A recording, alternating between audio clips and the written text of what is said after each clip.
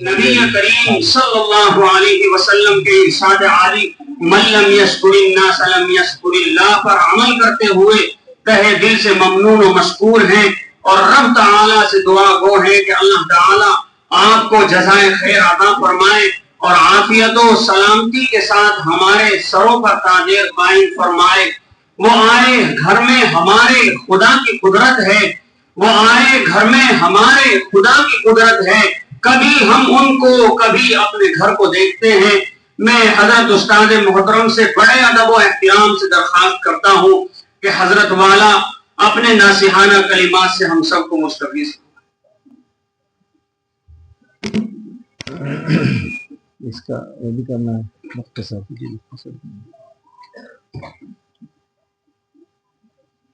بسم اللہ الرحمن الرحیم۔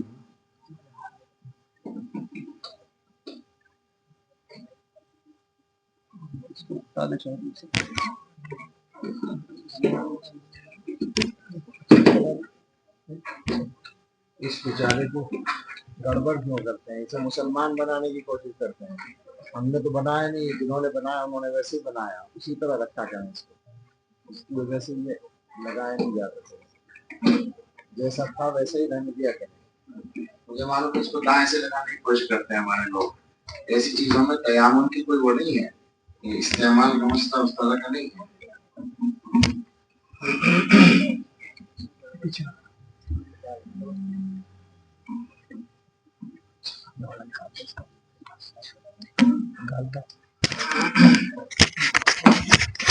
بسم اللہ الرحمن الرحیم۔ الحمد للہ رب العالمین، والصلاة والسلام علی سیدنا وحبیبنا وشفیعنا ومولانا محمد وآلہ واصحابہ اجمعین۔ اما بعد فاعوذ باللہ من الشیطان الرجیم۔ بسم اللہ الرحمن الرحیم۔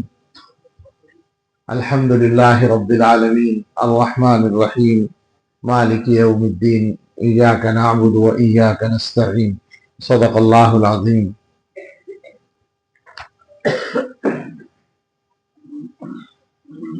اللہ تعالیٰ کا شکر ادا کرتے ہیں کہ اس مبارک مجلس میں اللہ نے حاضری آسان فرمائی۔ آج کل کی ہوا ہمی میں منٹوں کے اعتبار سے کام کرنا پڑتا ہے، اور اس میں کبھی غیر متوقع طور پر مہمان یا کوئی اور کام سامنے آ جائے، اسی لیے دیر بھی ہوئی، اس کی معذرت حضرت مولانا محمد حسن صاحب دامت برکاتہم سے۔ میرے لیے سعادت ہے کہ یہ جلالین شریف کی تکمیل کا موقع ہے اور سورہ فاتحہ کی تفسیر کا یہ سبق باقی ہے۔ اسی پر مختصر بات کرتے ہیں اور ایک دو باتیں اور کر کے پھر دعا کر دیں۔ بہت دیر سے آپ کو پروگرام چل رہا ہے۔ مصنف فرماتے ہیں سورۃ الفاتحہ کی مکیۃ، سورۃ فاتحہ مکیہ ہے اور اس میں 7 آیتیں ہیں۔ اس پر اتفاق ہے کہ 7 آیتیں ہیں، اس میں اختلاف ہے کہ بسم اللہ سورۃ فاتحہ کا جز ہے یا نہیں۔ جن حضرات کے نزدیک بسم اللہ سورۃ فاتحہ کا جز ہے، ان کے نزدیک انعمت علیہم پر آیت نہیں ہے، اور جن کے نزدیک بسم اللہ سورۃ فاتحہ کا جز نہیں ہے تو بسم اللہ الگ آیت ہے، اور سورۃ فاتحہ کی 7 آیتیں علیہم پر ایک آیت مان کر ہوتی ہیں۔ یہی بات فرماتے ہیں 7 آیات، کتاب دیکھو گے 7 آیتیں ہیں بالبسملتی، بسملہ سمیت، اگر بسملہ سورۃ فاتحہ کا حصہ ہو، اور اس صورت میں 7ویں آیت صراط الذین سے آخر تک ہے۔ صراط الذین انعمت علیہم پر آیت نہیں ہوگی، تو 7 آیتیں بنیں گی۔ وَإِن لَمْ تَكُنْ مِنْهَا، اور اگر بسم اللہ سورۃ فاتحہ کا جز نہیں ہے، فَالسَّابِعَةُ، تو پھر 7ویں آیت غیر المغضوب سے آخر تک ہے، یعنی صراط الذین انعمت علیہم پر آیت کی جائے گی۔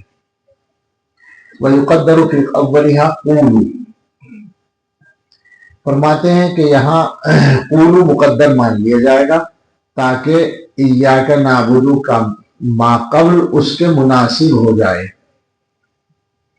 اس اعتبار سے کہ وہ بندوں کا مقولہ ہے۔ اس کا مطلب یہ ہے کہ بسم اللہ سے لے کر اور مالک یوم الدین تک کے جو الفاظ ہیں بظاہر وہ بندوں کے الفاظ نہیں لگ رہے ہیں، یعنی بندوں کا خطاب نہیں ہے. بندوں کا خطاب ایاک نعبد سے شروع ہو رہا ہے کہ بندے کہہ رہے ہیں کہ اے اللہ ہم آپ کی عبادت کرتے ہیں. لیکن ظاہر ہے کہ یہ ساری بات جو الحمد سے شروع ہو رہی ہے یہ بندوں ہی کی طرف سے کہلوانا مقصود ہے. یعنی اس کو ذرا کھول دیں کہ الحمدللہ رب العالمین فرمایا گیا تو یہ بھی ہو سکتا ہے کہ اللہ تعالیٰ خبر دے رہے ہوں کہ تمام تعریفیں اللہ رب العالمین کے لیے. ظاہر ہے یہ خبر بھی ہے اپنی جگہ، کیونکہ اللہ تعالیٰ کے بتائے بغیر تو ہمیں کوئی علم حاصل ہوتا نہیں ہے. تو اللہ تعالیٰ ہمیں خبر بھی دے رہے ہیں کہ سب تمام تعریفیں اللہ کے لیے ہیں. اور خبر دینے کا مطلب یہ ہے کہ بندے اپنی کم علمی کی وجہ سے یہ سمجھتے ہیں کہ دنیا میں ہم کسی اچھی چیز کی جو تعریف کرتے یا سنتے ہیں تو وہ اس کی تعریف ہے، یا جس نے اس کو بنایا ہے ظاہری طور پر اس کی تعریف ہے. کوئی عمارت اچھی ہے تو عمارت بنانے والے کی تعریف ہے، کوئی کپڑا اچھا ہے تو کپڑا بنانے والے کی تعریف ہے. ایسا بندوں کو لگتا ہے. تو اللہ تعالیٰ بتا رہے ہیں کہ نہیں، ایسا نہیں ہے. جو کچھ بھی ہے وہ سب اللہ ہی کا بنایا ہوا ہے. جس نے بنایا اس کو بنانے کی صلاحیت اللہ نے دی ہے، لہذا ساری تعریفیں اللہ کی طرف لوٹتی ہیں. الحمدللہ رب العالمین. پھر آگے اللہ تعالیٰ کی صفات ہے الرحمن الرحیم مالک یوم الدین. تو یہ خبر بھی ہے اپنی جگہ، لیکن چونکہ آگے والے جو الفاظ ہیں وہ بندوں کی طرف سے درخواست ہے تو اس پہلے والے حصے کو بھی انشاء بنانا مقصود ہے. الحمدللہ رب العالمین بندہ کہہ رہا ہے. اب جب بندہ کہے گا تو کیا وہ اللہ کو خبر دے رہا ہے کہ الحمدللہ رب العالمین ساری تعریف اللہ رب العالمین کی؟ نہیں، وہ ان الفاظ سے انشاء حمد کر رہا ہے. وہ ان الفاظ سے اللہ تعالیٰ کی تعریف کر رہا ہے. یعنی گویا کہنا یہ ہے کہ بندے کا اللہ کی تعریف کرنے کا ایک طریقہ یہ ہو سکتا ہے اللہم انا نحمدک، اللہ ہم آپ کی حمد کرتے ہیں. تو یہ سیدھے سیدھے حمد کی انشاء بن گئی، حالانکہ لفظاً وہ بھی خبر ہے. لیکن الحمدللہ رب العالمین میں بظاہر خطاب نہیں ہے، مگر بندے کی طرف سے اس کو بنانے کے لیے مناسب ہے کہ اس سے پہلے قولو مان لیں تو گویا بندے مکلف ہو گئے کہ یہ الفاظ کہیں. اب جب قولو مقدر مان لیا تو الحمدللہ رب العالمین الرحمن الرحیم مالک یوم الدین سارے الفاظ بندوں کا مقولہ بن گئے. یعنی جیسے ایاک نعبد بندے کہہ رہے ہیں، ایسے ہی الحمدللہ بھی بندے کہہ رہے ہیں اپنی طرف سے اللہ تعالیٰ کی تعریف کرنے کے لیے. بسم اللہ الرحمن الرحیم. شروع اللہ کے نام سے جو رحمان الرحیم ہے. علماء نے بسم اللہ پر بھی بہت سارے کلام کیے ہیں اور بڑی تفصیلات کی ہیں. خاص طور سے یہ بتایا ہے کہ اللہ کے نام سے کیوں شروع کرنا چاہیے. یہ معلوم ہے کہ ہر کام اللہ کے نام سے شروع کرنا ہے، تو کیوں کرنا ہے اس پر بڑی لمبی تفصیلی گفتگو ہے جس کا یہاں موقع نہیں ہے. ایک بہت ہی، یہ بچے جو بھی بول رہے ہیں وہ چپ ہو جائیں، چھوٹے چھوٹے بچے ہیں. ایک لمبی سی گفتگو اس پر بھی کی گئی ہے کہ مثال کے طور پر کھانے سے پہلے بسم اللہ پڑھی جاتی ہے. ہر کام سے پہلے پڑھنی ہے. مشہور جو بسم اللہ ہے وہ کھانے والی ہے. ہمیں آسانی بھی لگے گی کھانے کی مثال سمجھنے میں. تو ہمارے اساتذہ کہتے تھے کہ طلبہ کو کھانے کی مثال جلدی سمجھ میں آتی ہے، لیکن سچی بات ہے کہ طلبہ کو کیا سبھی کو سمجھ میں آتی ہے. تو کھانے سے پہلے بسم اللہ پڑھنی ہے. اسی سے اندازہ ہوگا کیوں پڑھنی ہے. اس وجہ سے کہ کھانا جو ہم کھا رہے ہیں، علماء نے لکھا ہے کہ بندہ جو ایک لقمہ کھاتا ہے اس لقمے کی تیاری میں 300 آدمی کام کرتے ہیں. اور اس کی وضاحت مختصراً یہ ہے کہ اگر سارے کام آدمی کو خود کرنے پڑیں تو پتہ چل جائے. سارے کام کا مطلب ہے کہ کھیتی سے لے کر اور لقمہ منہ تک پہنچنے میں جتنے کام ہیں. تو اب اگر یوں بسم اللہ کے لیے ہم بات کریں کہ صاحب کھیتی خود ہی کرنی ہے تو کھیتی اتنی آسانی سے تو نہیں ہوگی. سب سے پہلے زمین کو جوتنے کے لیے ہل کی ضرورت ہوگی، تو وہ ہل بھی تو خود بنانا پڑے گا اور اس کی لکڑی بھی تیار کرنی ہوگی. تو لوہار کا کام بھی سیکھنا ہے، بڑھئی کا کام بھی سیکھنا ہے، اور دونوں کاموں سے فارغ ہو کر وہ ہل بنے گا. اس کے بعد پانی کی ضرورت پڑے گی تو کنواں کھودنا ہے. کنواں کھودنے کے جو آلات ہیں وہ خود بنانے پڑیں گے. وہ سارے کام کرنے کے بعد کنواں کھودے گا، پانی دیا جائے گا. اس کے بعد بیج کا انتظام بھی خود کرنا ہوگا. پھر اس کے بعد کھاد وہ بھی خود بنانا ہوگا. اور اس کے بعد پھر اس کی دیکھ بھال. اور پھر وہ جب بڑا ہو جائے گا تو اس کو کاٹنے کے لیے جو درانت ہے وہ اپنے آپ ہی بنانا ہوگا.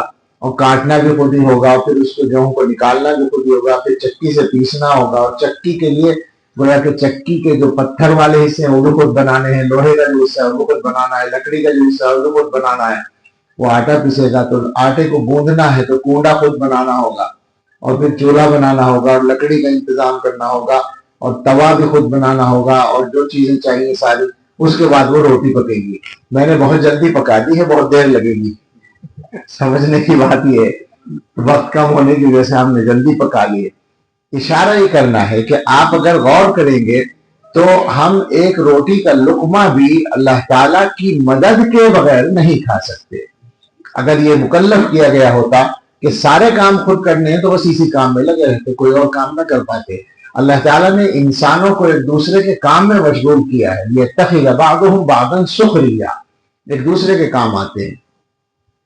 اس لیے بسم اللہ ہر حال میں پڑھنی ہے۔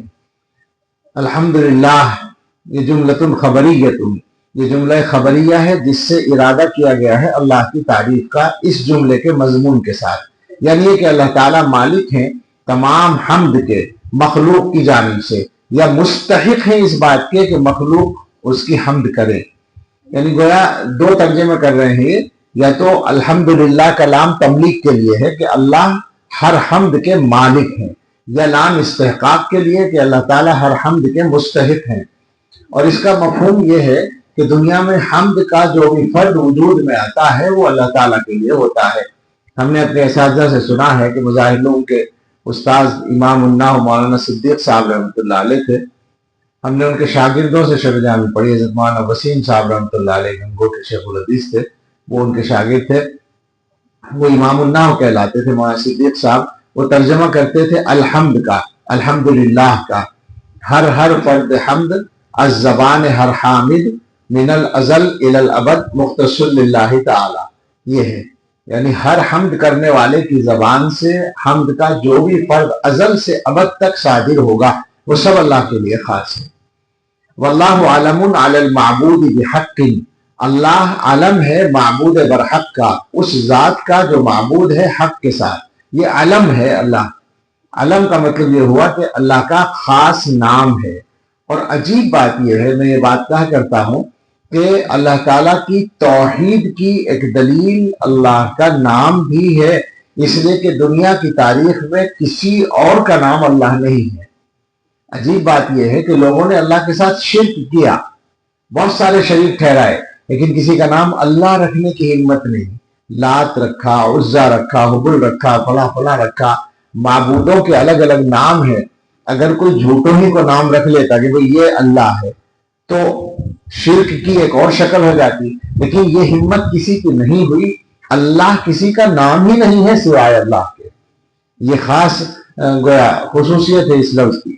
رب العالمین، وہ عالمین کے رب ہیں۔ رب کا اصل ترجمہ مربی کا ہوتا ہے، جو بتدریج کسی چیز کو گویا نیچے سے اوپر پہنچائے، ترقی تک پہنچائے، یہ اصل مفہوم ہے۔ لیکن علامہ زمخشری رحمۃ اللہ علیہ نے رب کا ترجمہ مالک سے کیا ہے، اور یہ علامہ محلی رحمۃ اللہ علیہ نے انہی کے اتباع میں ترجمہ مالک سے کیا ہے۔ مالک جمیع الخلق من الانس والجن والملائکہ والدواب وغیرہم، تمام مخلوقات کا وہ مالک ہے، چاہے انسان ہوں یا جنات ہوں یا فرشتے ہوں یا جانور ہوں یا ان کے علاوہ جو اور مخلوقات ہیں، سبھی کا وہ مالک ہے۔ وَكُلُّ مِنْهُمْ يُطْلَقُ عَلَيْهِ عالم، اور ان میں سے ہر ایک پر لفظ عالم بولا جاتا ہے عالم الانس اور عالم الجن وغیرہ۔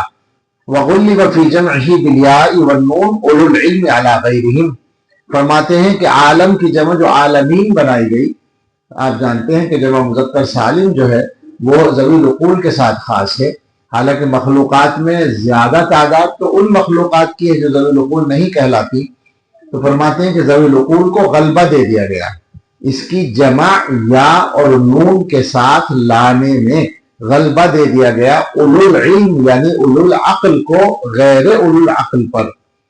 وَهُوَ مِنَ الْعَلَامَةِ، اور لفظ عالم علامت سے ماخوذ ہے، اس لیے کہ وہ اپنے ایجاد کرنے والے کی علامت ہوتا ہے۔ یہ مصیرہ میں آپ نے پڑھا ہے کہ اس میں اعلیٰ کے اوزان میں فاعل کا وزن بھی ہے، اسی کی مثال یہ عالم ہے۔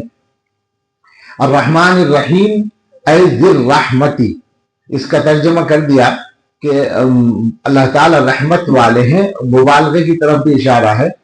الرحمن الرحیم، اللہ تعالیٰ مہربان ہیں، اللہ رحم والے ہیں. آپ نے پڑھے ہوں گے اس میں فرق بسم اللہ کی تفسیر میں، چونکہ اختصار مقصد ہے اس لیے اس کی تفصیل میں نہیں جاتا، لیکن اتنا ضرور ہے کہ اللہ تعالیٰ نے اپنی بعض صفات کو مکرر بیان کیا ہے. آپ اللہ کے اسماء الحسنہ کو پڑھیں گے تو زیادہ تر معانی کے لیے ایک ایک لفظ استعمال ہوا ہے، لیکن رحمت کے معنی کے لیے 2 لفظ ہیں اور مغفرت کے لیے 2 لفظ ہیں. مغفرت سے غفور اور غفار ہے، اور رحمت سے رحیم اور رحمان ہے. تو گویا اللہ تعالیٰ نے یہ اشارہ کیا ہے کہ ہماری رحمت کا دائرہ اور مغفرت کا دائرہ زیادہ پھیلا ہوا ہے. اللہ کا بندوں کے ساتھ جو معاملہ ہے اس کو اگر کسی ایک لفظ سے آپ تعبیر کر سکتے ہیں تو وہ رحمت ہی کا لفظ ہے. ہر وقت اور ہر حال میں اللہ کی رحمت ہے. وہی ارادۃ الخیر لأہلہ، رحمت کا ترجمہ کر رہے ہیں خیر کا ارادہ کرنا خیر والے کے لیے. مالک یوم الدین، وہ یوم الدین کے مالک ہیں. دین کے معنی بدلے کے ہیں. الجزاء، دان یدین کما تدین تدان، عربی کا محاورہ ہے. اس سے مراد قیامت کا دن ہے. اللہ تعالیٰ تو ہر دن کے مالک ہیں، یوم الدین کے بھی مالک ہیں، اور باقی ایام کے بھی مالک ہیں، باقی زمانے کے بھی مالک ہیں. یہ خاص طور سے یوم الدین کا مالک کیوں کہا گیا؟ اس لیے کہ یوم الدین سے پہلے جتنے ایام ہیں، دنیا کے دن ہیں، ان دنوں میں دنیا والوں کی ملکیت بھی بظاہر نظر آتی ہے. حقیقی مالک تو اب بھی اللہ تعالیٰ ہے، مگر دیکھنے میں لگتا ہے کہ اس کا مالک فلاں ہے، اس کا مالک فلاں ہے، یہ فلاں کا گھر ہے، یہ فلاں کی زمین ہے، یہ فلاں کا کام ہے، یہ فلاں کے کپڑے ہیں، یہ فلاں کی گاڑی ہے، یہ فلاں کا باغ ہے. ظاہری ملک یا فلاں کی بادشاہت ہے، ملک کہہ لیں یا ملک کہہ لیں، دونوں اعتبار سے دنیا میں ظاہری طور پر ملکیت اور بادشاہت انسانوں کی نظر آتی ہے. لیکن وہ جو قیامت کا دن ہوگا اس میں ظاہری ملکیتیں اور ظاہری بادشاہتیں اور ظاہری اختیار سارے کے سارے ختم ہو جائیں گے، اور مالک حقیقی کی مالکیت اور ملکیت اور ملک یعنی بادشاہت ظاہر ہوگی. اس لیے خاص طور سے یوم الدین کا مالک کہا گیا. وخص بالذکر، اور اس کو خاص طور سے ذکر کیا گیا یا ذکر میں خاص کیا گیا اس لیے کہ اس دن میں ظاہری طور پر بھی کسی کی بادشاہت نہیں ہوگی سوائے اللہ کے. لمن الملک اليوم، للہ کی دلیل سے، یعنی قیامت کے دن اللہ تعالیٰ کی طرف سے سوال ہوگا لمن الملک اليوم، اور اس کے بعد جواب ہوگا للہ الواحد القہار. بعض روایات سے معلوم ہوتا ہے کہ ایک مرحلہ ایسا آئے گا جس میں تمام ذی روح وفات پا جائیں گے، یہاں تک کہ فرشتے بھی سب لوگ انتقال کر جائیں گے، اور لا حی الا ہو، اللہ کے سوا اس وقت میں کوئی حیات نہیں ہوگا، اللہ کے سوا کوئی مخلوقات میں سے زندہ نہیں ہوگا. اس وقت میں باری تعالیٰ کی طرف سے یہ سوال ہوگا لمن الملک اليوم، اور 1000 برس تک یہ آواز آتی رہے گی اور کوئی جواب دینے والا نہیں ہوگا، اور پھر جواب آئے گا للہ الواحد القہار. تو وہ جو دن ہے کہ جس میں ظاہری طور پر بھی ساری ملکیتیں اور بادشاہتیں ختم ہو جائیں گی، وہ قیامت کا دن ہے.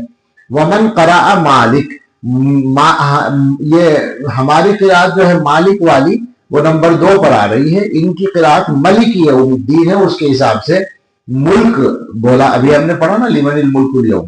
جن لوگوں نے مالک پڑھا ہے تو مالک یوم الدین کا مطلب ہوگا معناہ مالک الامر کلہ فی یوم القیامہ، اللہ تعالیٰ تمام معاملات کے مالک ہوں گے قیامت کے دن میں.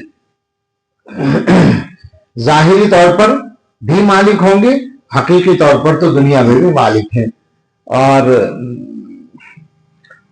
وہ جو آیا ہے سورہ انفطار میں والامر یومئذ للہ، سارا معاملہ اس دن اللہ کا ہوگا، اللہ کے ہاتھ میں ہوگا. البتہ مالک پر ایک اشکال ہوگا کیونکہ مالک اس میں فاعل کا صیغہ ہے، اور اس میں فاعل میں جو ہے وہ گویا مضارع والے معنی ہوتے ہیں، تو حال ہوگا یا استقبال ہوگا. اگر حال ہو تو بالکل ہی گویا وقتی چیز بن جائے گی، تو اللہ تعالیٰ کا اس کے ساتھ متصف ہونا کیسے صحیح ہوگا؟ کیا اللہ تعالیٰ وقتی طور پر مالک ہے؟ اس کا جواب دے رہے ہیں اے ہوا موصوف بذالک دائما، مراد یہ ہے کہ اللہ تعالیٰ اس صفت کے ساتھ ہمیشہ موصوف ہیں، یعنی اس کو فاعل کی اضافت کے معنی میں نہ لیا جائے. مراد یہ ہے کہ اس میں فاعل کی اضافت جو ہوتی ہے وہ عام طور پر اپنے مفعول کی طرف ہوتی ہے، جیسے الضارب الرجل کی اضافت ہے، اور یہ اضافت لفظیہ کہلاتی ہے، اور یہ حقیقی تعریف کا فائدہ نہیں بھی دیتی، معرفہ نہیں بناتی اس لفظ کو، لہٰذا پھر یہ صفت کیسے بنے گا یا بدل کیسے بنے گا، اس کا بھی جواب دینا ہے اور اس کا بھی جواب دینا ہے کہ اللہ تعالیٰ کا جو مالک ہونا ہے یہ وقتی چیز نہیں ہے۔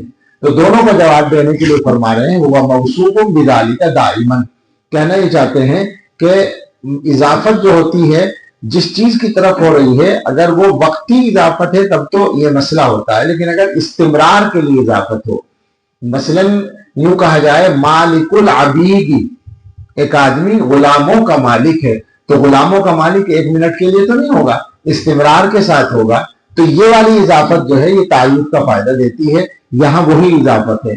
کا غافر الذنب، جیسے غافر الذنب، غافر الذنب ہے اللہ تعالیٰ، اب غافر اس میں فاعل کا صیغہ ہے تو وہ وقتی اضافت نہیں ہے اور اضافت لفظیہ کے درجے میں نہیں ہے، بلکہ اسی معنی میں ہے، استمرار کے معنی میں۔ فصح وقوعه صفۃ للمعرفۃ، تو اس کا معرفہ کی صفت بننا صحیح ہو گیا۔ ایاک نعبد و ایاک نستعین، اے نخصک بالعبادہ، ہم آپ ہی کی عبادت کرتے ہیں، خاص کرتے ہیں آپ کو عبادت کے ساتھ۔ یہ تخصیص کہاں سے پیدا ہوئی؟ تقدیم سے۔ نعبد کا مفعول ہے ایاک، مفعول کا اصل مقام مؤخر ہونے کا ہے، اس کو مقدم کر دیا، تقدیم وہاں کو تاخیر یفید الحصر والتخصیص۔ عبادت سے کیا مراد ہے؟ کہتے ہیں من توحید وغیرہ، عبادت کا پہلا حصہ توحید ہے، یعنی اللہ وحدہ لا شریک کو ماننا، اور دوسرے اس کے علاوہ تمام چیزیں۔ وَنَطْلُبُ مِنْكَ الْمَعُونَةَ، اور وَإِيَّاكَ نَسْتَعِينُ، اے نطلب مِنْكَ الْمَعُونَةَ، ہم آپ سے مدد مانگتے ہیں عبادت اور غیر عبادت پر، یعنی سارے کاموں میں ہمیں آپ کی مدد چاہیے۔ اہدنا الصراط المستقیم، ہمیں صراط مستقیم کی ہدایت دیجیے، اے ارشدنا الیہ، اس کی طرف ہماری رہنمائی دیجیے، اور اس سے بدل ہے صراط الذین انعمت علیہم، یہ بدل قرار دیا جاتا ہے ان لوگوں کا راستہ جن پر آپ نے انعام کیا ہے۔ کیا انعام کیا ہے؟ بالہدایت، ہدایت کا انعام کیا ہے، یعنی ان کو ہدایت دے کر نوازا ہے۔ اس کے بعد الذین انعمت علیہم سے بدل ہے غیر المغضوب علیہم ولا الضالین۔ الذین انعمت، چونکہ صراط کے تحت لانا پڑے گا، صراط الذین انعمت علیہم اور صراط غیر المغضوب علیہم، تو اس لیے الذین سے بدل قرار دے رہے ہیں۔ الذین مبدل منہ، غیر المغضوب علیہم ولا الضالین، معطوف علیہ مل کر بدل، پھر یہ سب مل کر صراط کا مضاف ہے، اور پھر صراط بدل ہوگا الصراط المستقیم سے۔ اور الذین مع صلے کے اس سے بدل ہے الذین سے، اس کے صلے سمیت۔ کون بدل ہے؟ یبدلو کا نائب فاعل ہے، غیر المغضوب علیہم، بدل ہے یہ آگے والے الفاظ، بدل بنایا جائے گا الذین سے بشمول اس کے صلے کے، اس کے صلے سمیت۔ کس کو بنایا جائے گا؟ غیر المغضوب علیہم کو۔ المغضوب علیہم کون ہے؟ بیچ میں تفسیر کی، وہم الیہود۔ وَلَضَّالِّينَ، ولا کے بعد غیر کا لفظ بڑھایا ہے، اس سے بھی اشارہ کرنا مقصود ہے کہ چونکہ ہم اس کو صفت بنانا چاہتے ہیں، لہذا لا نہیں چلے گا، کیونکہ لا تو حرف ہے، وہ صفت نہیں بنے گا، تو لا بمعنی غیر ہے، اے وغیر الضالین۔ یہ ضالین کون ہے؟ یہ نصارہ ہے۔ وَنُقْطَةُ البدل، اور بدل کا نقطہ، یہ بدل کیوں بنایا جا رہا ہے؟ یعنی الذین انعمت علیہم سے بدل بنایا جا رہا ہے غیر کو، غیر المغضوب علیہم ولا الضالین کو۔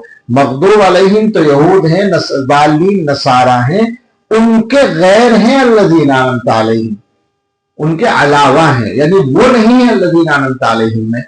اور اس کو کہہ رہے ہیں کہ بدل کا نقطہ اس بات کا فائدہ دینا ہے کہ مہتدین نہ یہود ہیں نہ نصارہ ہیں، جن پر اللہ نے ہدایت کا انعام کیا ہے وہ یہود و نصارہ نہیں ہیں، بلکہ وہ گویا اللہ کی ہدایت سے ہٹے ہوئے لوگ ہیں۔ یہ مضمون پورا ہو گیا۔ وَإِلَيْهِ وَاللَّهُ أَعْلَمُ بِالصَّوَابِ وَإِلَيْهِ الْمَرْجِعُ وَالْمَآبُ وَصَلَّى اللَّهُ عَلَى سَيِّدِنَا مُحَمَّدٍ وَعَلَى آلِهِ وَأَصْحَابِهِ الطَّيِّبِينَ الطَّاهِرِينَ صلاة وسلاما دائمین متلازمین الی یوم الدین والحمد للہ رب العالمین۔ اب 2-3 منٹ کچھ عرض کر کے بات ختم کرتے ہیں۔ یہ سورہ فاتحہ کی تفسیر آپ نے پڑھی ہے اور پورے قرآن کریم کی تفسیر پڑھی ہے، قرآن کریم اللہ تعالیٰ کی امانت ہے، اللہ تعالیٰ کی نعمت ہے، اور اللہ تعالیٰ کی وہ نعمت ہے جو زمین و آسمان اور بڑے بڑے پہاڑ اس کا تحمل نہیں کر سکے، اور انسانوں کو اللہ کی توفیق سے نعمت ملی ہے، تو ہمیں اس نعمت کی قدر کرنی ہے۔ پہلے سے نہیں سوچا تھا، اچانک ذہن میں آ گیا، تو میں بغیر کسی تشریح کے جلدی سے ترجمہ کر دوں۔ حضرت عبداللہ ابن مسعود رضی اللہ تعالیٰ عنہ کا ایک ارشاد ہے صاحب قرآن کے لیے کہ جو آدمی حامل قرآن ہو اس کے اندر کیا صفات ہونی چاہیے۔ فرماتے ہیں حضرت عبداللہ ابن مسعود رضی اللہ تعالیٰ عنہ جو رسول اللہ صلی اللہ علیہ وسلم کے صحابہ میں بہت بڑی عظمتوں کی حامل شخصیت ہیں، حضرات خلفائے راشدین کے بعد کہا جا سکتا ہے کہ وہ سب سے بڑے عالم ہیں۔ وہ فرماتے ہیں ینبغی لحامل القرآن، حامل قرآن کے شایان شان یہ بات ہے، اور حامل قرآن کا مصداق حافظ قرآن، قاری قرآن اور عالم قرآن سب ہیں، اور عالم قرآن نمبر 1 پر ہے ذمہ داری کے اعتبار سے۔ فرمایا کہ ینبغی لحامل القرآن، حامل قرآن کے لیے مناسب ہے، یعنی اس کی شان یہ ہے ان یعرف بلیلہ اذا الناس نائمون، کہ اس کو پہچانا جائے اس کی رات سے جب سب لوگ سوئے ہوئے ہوں، یعنی وہ جاگ کر قرآن پڑھ رہا ہو اللہ کے سامنے کھڑا ہو کر تہجد میں۔ وَبِنَهَارِهِ إِذَا النَّاسُ مُفْطِرُونَ، اور اس کو پہچانا جائے اس کے دن سے جب لوگوں نے روزہ نہ رکھا ہو، یعنی جو حامل قرآن کی شان یہ ہے کہ وہ کثرت سے نفلی روزہ رکھتا ہو۔ وَبِحُزْنِهِ إِذَا النَّاسُ يَفْرَحُونَ، اور اس کو پہچانا جائے